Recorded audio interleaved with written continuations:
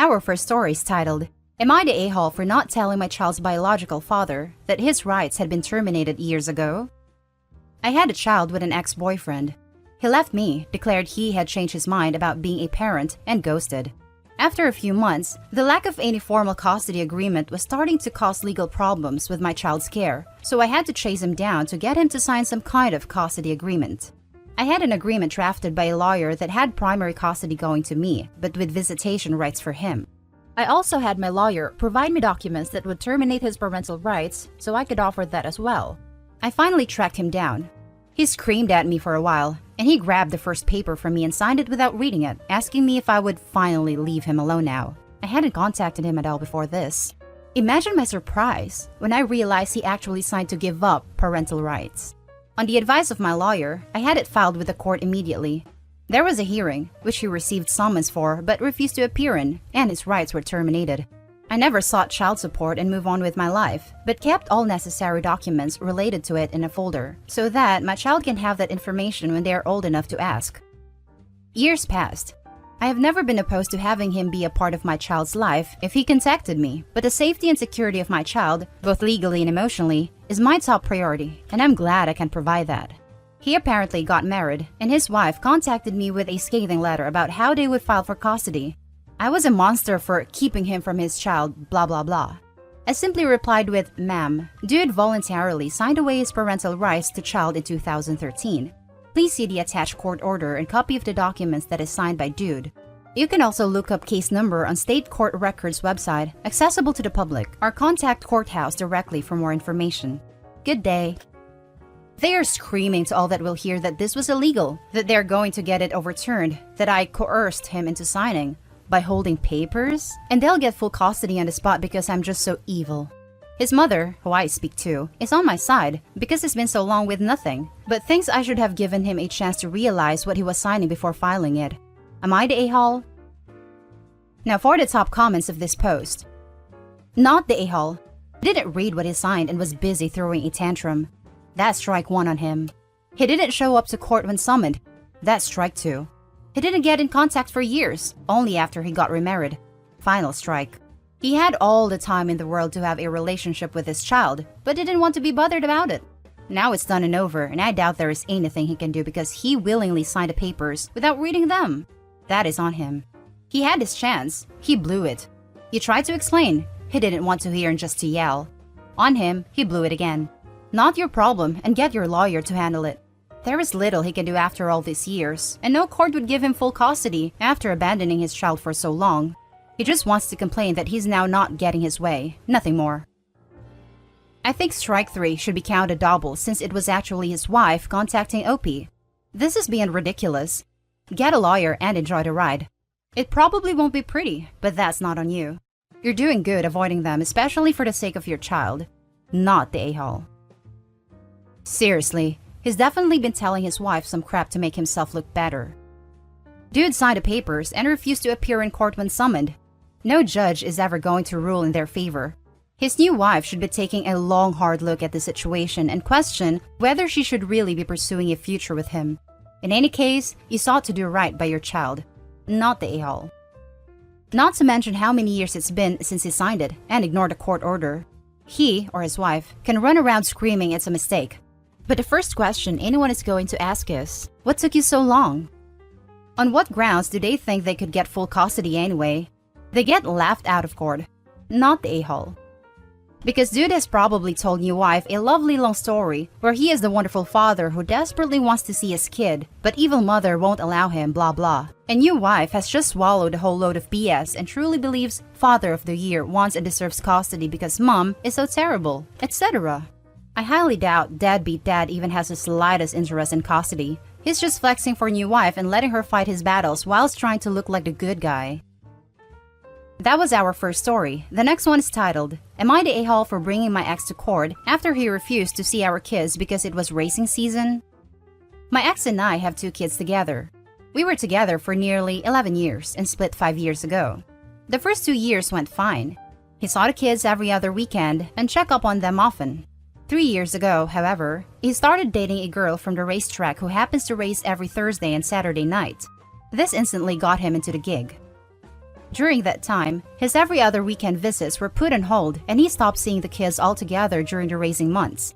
Usually 3 to 5 months at a time, depending on whether and if he could raise or not, simply because he and his girlfriend both raised on different days. As I said, she is Thursday and Saturday, he is Wednesday and Friday. Not once has he asked if I could bring the kids to his races. He has also stopped paying child support because all their extra cash goes to fixing up their race cars after races, which apparently becomes over the top expensive. I didn't say anything up until a year ago. I told him I was done making excuses for him and that if he didn't start putting the kids as his top priority, I would be taking him to court.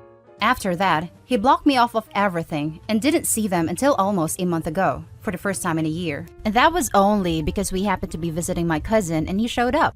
He filled the kids' heads with, "I've missed you so much. I'm going to start my visit up again, blah blah." Then he went no contact again and has made 0 attempts. So, the courthouse just opened, and as soon as it did, I went down and filed paperwork for full custody, child support, and visitation. When we first split up, I told him I would not do this, so I went back on my word. I get a nasty phone call from my ex-mother-in-law, stating that I was money hungry, and that I was trying to stress her precious son out and make him feel bad for having an actual hobby, unlike myself. Yes, she said I have no hobbies. Pretty hard when I'm a single mom of 2, who works 2 jobs just to keep a roof over my babies' heads. He also has been posting on social media saying which kept my kids from me and now wants child support for a failed relationship. Laughing my freaking ass off. Go figure. I never kept the kids from him. I have loads of texts sent asking him to take them with no response. I think it's justified what I did, but now I'm worried about how it is going to affect my kids because it's obvious that forcing him to take kids he doesn't want may not be the best option. Am I the a-hole? Now for the top comments. Be sure to take a screenshot of any derogatory social media posts about you. It will be useful in your custody hearing. Not the a-hole. Use the one from the mother-in-law too. She's admitting he has money and spend it on racing, knowingly denying his kids child support. Not the a-hole, and be sure to capture all of those screenshots for your attorney. I'm so sorry for you and your 2 kids. Not the a-hole. Yes, add liable to the complaint. Not the a-hole. He hasn't been paying child support, provable. He hasn't been taking the kids during his time, likely provable, but hard to attribute blame. He's not fulfilling his obligations, so you are absolutely right to take him to court. Ignore his social media. It doesn't matter. Ignore his mother.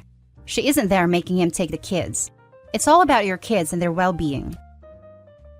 Now for the last story, am I the a-hole for telling my wife we shouldn't have any more kids? My wife and I have been married 6 years, and we have a 2-year-old daughter. My wife adores kids and wanted at least 3. I talked her down from 5. I work, she's a stay-at-home mom.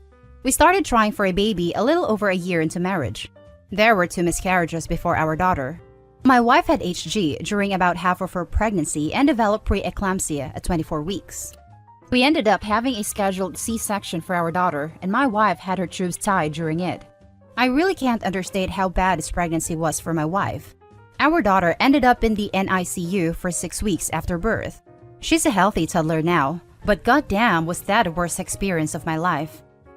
I was fine with having just 1 daughter, but my wife has been dropping hints about more kids.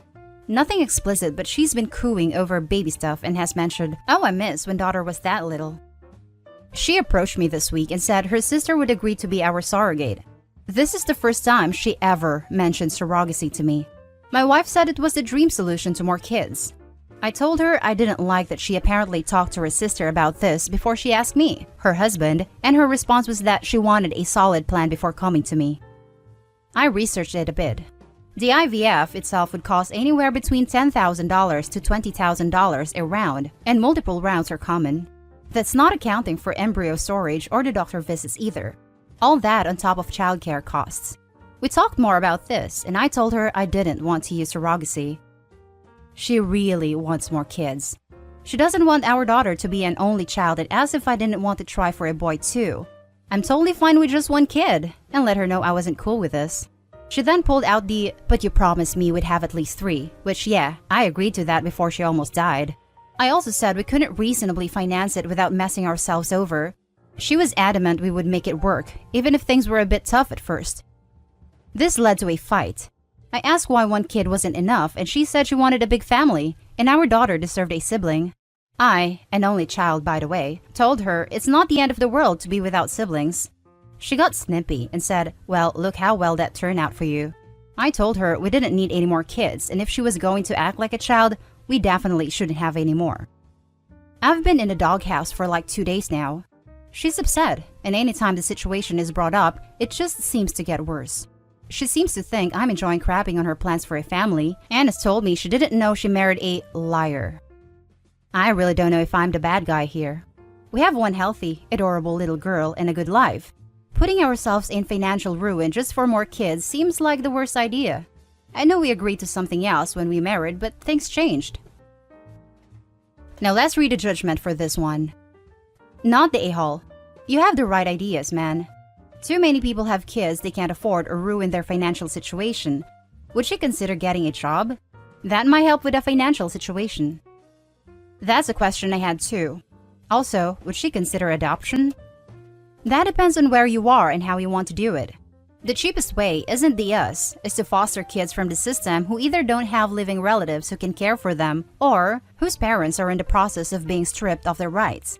But not people don't want anything but a newborn or kids who already have extra trauma. And the point of fostering is to reunite bio families, if at all possible. So yeah, getting a 20 tiny baby is just as expensive. Isn't the foster system designed to reunite kids with their biological parents? I can't imagine taking care of a kid for however long just to have them taken away again. No a-holes here. It must be very hard for her not to be able to have her own kids after spending her life dreaming of a big family.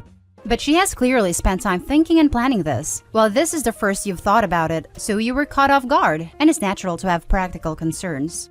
Couples counseling and financial counseling might be really beneficial for you two to sort through your feelings and plans on this. I think she is an a-hole for talking to her sister about being a surrogate before even talking to her husband. OP is absolutely in his right to not want to be in financial risky situation. Not the a-hole. You are allowed to change your mind and you shouldn't have kids if you don't want to. But I don't think she's the a-hole either, even if she leaves. She married you believing you both wanted 3 kids, and now things have changed.